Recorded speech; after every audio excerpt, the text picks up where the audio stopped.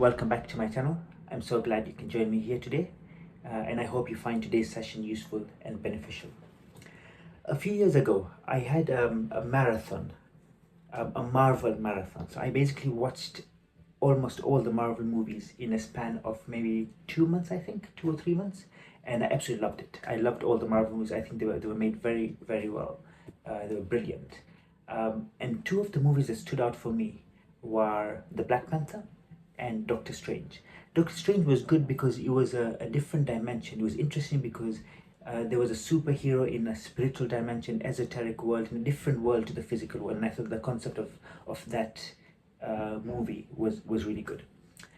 But the Black Panther, I thoroughly enjoyed the Black Panther, and I enjoyed the characters playing the Black Panther as well. And I found them very people that you could look up to. So King T'Challa takes over the throne after his father passes away, and you can see the kind of person King T'Challa is. He's a person you'd want to emulate. It reminds me of Marcus Aurelius. Marcus Aurelius was a Roman emperor, and despite him being a Roman emperor, if you read his meditations, you realize what a man of insight he was. He thought deeply about things. Even though he was an emperor, the power and the wealth did not get to him, and he was able to live a truly authentic life. And that's something that's very powerful, and I think that we can take lessons from. Now, more than King T'Challa in the Black Panther, I loved learning about the man behind King T'Challa, the legend himself, Chadwick Boseman. Chadwick Boseman is an American actor, was an American actor. In 2020, in August 2020, he died of colon cancer, I believe. He was only 43 years old, and it caught the world by surprise. It was so surprising that even the people who were his co-actors, or people he worked with on a daily basis, did not even know that he was sick. That's the kind of man he was. Like, he was going through pain, he was going through hardship. And in fact, the tweet that was released after his death, the tweet is the most shared tweet in the history of tweets. It was shared 6 million times in the 24 hours it was released, after it was released. And in the tweet, the tweet is basically the family informing everyone of his passing. And they basically say that the tweet says that he went through countless surgeries and chemotherapies and whatever else he had to do in between shooting. So he was in between filming. So he was going for filming, and then in between filming he'd go for his therapy and his treatment. And that's the power of the character of the man that I'm talking about here today, because I find it fascinating that there are people like this who existed. Even after they die, people think of them and people look up to them because of the work they've done, the legacy they've left behind. Because someone like Chadwick Boseman, he was only 43 years old, but because of the kind of movies he acted in, and because he became a celebrity, he will be remembered. And celebrities are normally, some celebrities are remembered for the wrong things because they aren't nice people. But when you read Chadwick Boseman, you listen to him speak, you know that he was a nice guy. He was an amazing guy. And I'd like to read a portion of the tweet where, in the tweet that was published after he died, it says that it was the honor of his career to bring King T'Challa to life in Black Panther. And when you watch Black Panther, if you haven't watched it, I'd definitely recommend you watch it. You see how powerful of an actor he is. He's the first black actor in the Marvel movies, so that's powerful in itself. But when you look at him acting, you can see how much love and care he put into his career and into his work, and he was great. He was a great actor. He's acting in some of the other movies as well, but I think Black Panther is the one that shines for him. And even for him personally, I think Black Panther would have been the honor of his life, as the tweet obviously states.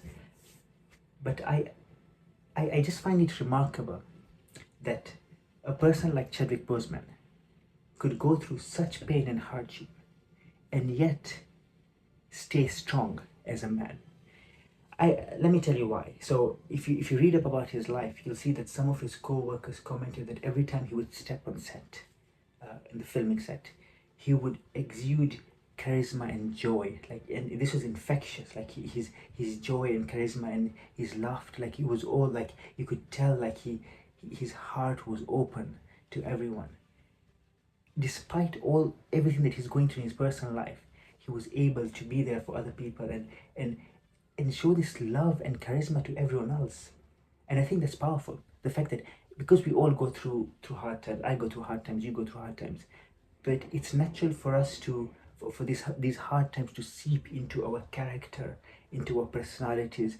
We are short with the people we love. We, with our friends and family members, with our work colleagues. We you can tell that we're not having a good day. When we're going through these difficulties in life, it shows. But for Chadwick, it didn't show, and I think that's powerful. That's very powerful. And that's a lesson I've taken from his life, and something that I want to be able to emulate and live by.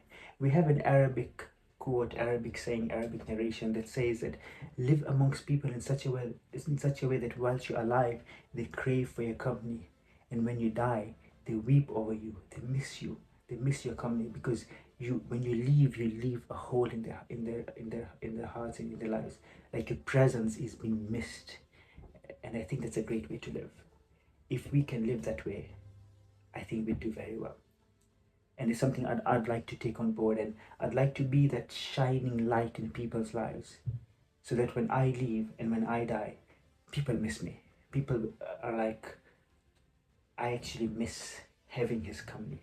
It's a great place to be in. I'm not there yet, but I'd love to reach there one day. I'd like to end by a quote by George Bernard Shaw. I think this quote is very powerful, and it's something that I'd like to maybe inculcate in my life. I'd like to live by, and I'd like to become that kind of a man, so that when I die, I can leave this legacy behind. So here goes.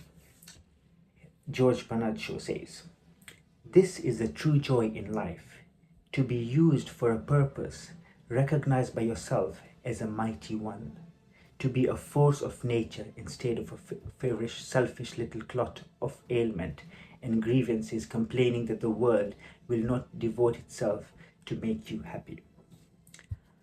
I am of the opinion that my life belongs to the whole community, and that as long as I live, it is my privilege to do for it whatever I can.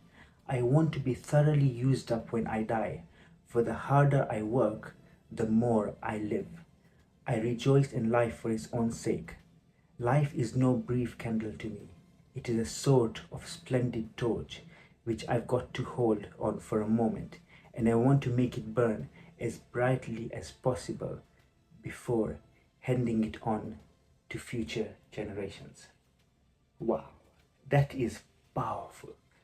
That's powerful, and I can't even comment on it, because I just find it fascinating and so powerful that someone could live like that, someone could be that joy in life, that your candle's burning is full of life, full of joy, and it exudes joy to everyone, and when it's thoroughly used up, it's given over as a baton to the future generations, for them to come and continue the same work that you've been doing.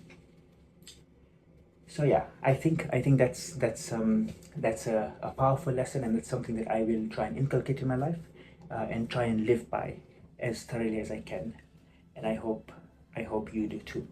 If you have any, if you find this beautiful, or this reminder useful, please do comment. I am going to read the comments, and yeah, thank you for being here. Until next time, see you soon.